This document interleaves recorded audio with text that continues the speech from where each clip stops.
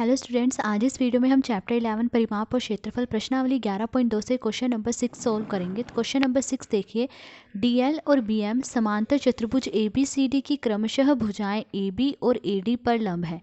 तो यहाँ पर देखिए एक समांतर चतुर्भुज दिया गया है एबीसीडी और कहा गया है कि डीएल भुजा एबी पर लंब है और बीएम भुजा एडी पर लंब है। यदि समांतर चतुर्भुज का क्षेत्रफल 1470 सेंटीमीटर स्क्वायर है, ए बी बराबर 35 सेंटीमीटर और ए डी बराबर 49 सेंटीमीटर है, तो बी एम और डी एल की लंबाई ज्ञात कीजिए। तो यहाँ पर देखिए इस समांतर चतुर्भुज का क्षेत्रफल दिया गया है 1470 centimetre square, A be the गई है 35 सेंटीमीटर और भुजा ए डी दी गई है 49 सेंटीमीटर। तो अब हमें इसमें क्या निकालना है, हमें इसमें बी एम और डी एल की लंबाई ज्ञात करनी है। तो देखिए दिया गया समांतर चतुर्भुज एबीसीडी का क्षेत्रफल बराबर 1470 सेंटीमीटर स्क्वायर।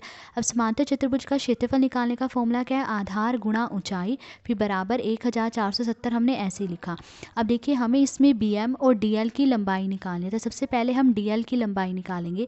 तो देखिए जब हम डीएल की लंबाई निकाल रहे हैं तब आधार क्या है, ए बी, क्योंकि डीएल जो है वो किस पर लंब है, ए बी पर लंब है।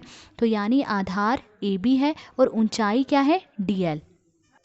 तो आधार ए बी है फिर गुणा ऊंचाई क्या है, डी एल बराबर 1470 हमने ऐसे लिखा।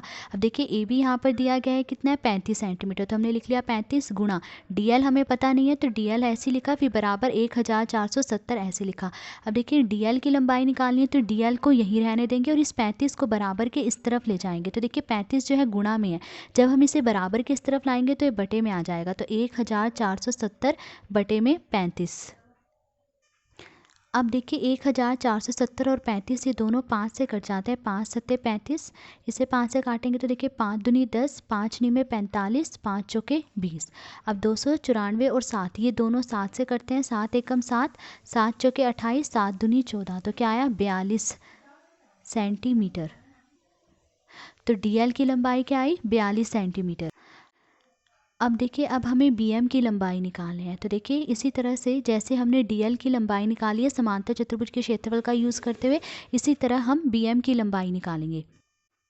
तो देखिए समांतर चतुर्भुज एबीसीडी का क्षेत्रफल दिया गया 1470 सेंटीमीटर स्क्वायर। समांतर चतुर्भुज का क्षेत्रफल निकालने का फॉर्मूला क्या है, आधार गुणा ऊंचाई फिर बराबर 1470 हमने ऐसे लिखा। अब देखिए अब आधार और ऊंचाई क्या होंगे, तो अब देखिए अब हमें बीएम की लंबाई निकालनी है और दिया गया है कि ये जो बीएम है वो भुजा एडी पर लंब है। तो यानी अब आधार क्या है, एडी, और ये जो बीएम है ये ऊंचाई है। और देखिए हमें पता है कि जिस भुजा पर 90 डिग्री का कोण बनता है वो आधार होती है। तो यहाँ पर देखिए इस भुजा पर 90 डिग्री का कोण बन रहा है, ये 90 डिग्री के कोण का निशान है। तो यानी ये आधार है और ये ऊंचाई है। तो आधार एडी है और ऊंचाई बीएम है। तो आधार है एडी गुणा ऊंचाई है बीएम फिर बराबर 1470 हमने ऐसे ही लिखा। अब देखिए दिया गया है कि एडी 49 सेंटीमीटर है, तो एडी दिया गया है 49 सेंटीमीटर गुणा बीएम हमें पता नहीं है तो बीएम ऐसे ही लिख लेंगे फिर बराबर 1470।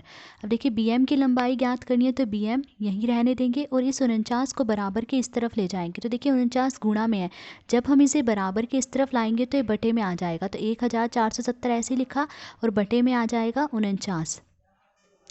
अब देखिए 1470 और 49 ये दोनों 7 से कट रहे हैं, 7 सत्ते 49, 7 दूनी 14, 7 एकम 7 और 0, फिर 210 और 7 ये दोनों 7 से कट रहे हैं, 7 एकम 7, 7 तिये 21 और 0, तो क्या आया 30 सेंटीमीटर। तो बीएम की लंबाई क्या आई, 30 सेंटीमीटर। तो हमें इसमें यही निकालना था डीएल और बीएम की लंबाई, वो हमने निकाल दी। तो आज इस वीडियो में हमने क्वेश्चन नंबर 6 सोल्व करा। अगर आपको वीडियो पसंद आई हो तो please like share and subscribe. Thank you.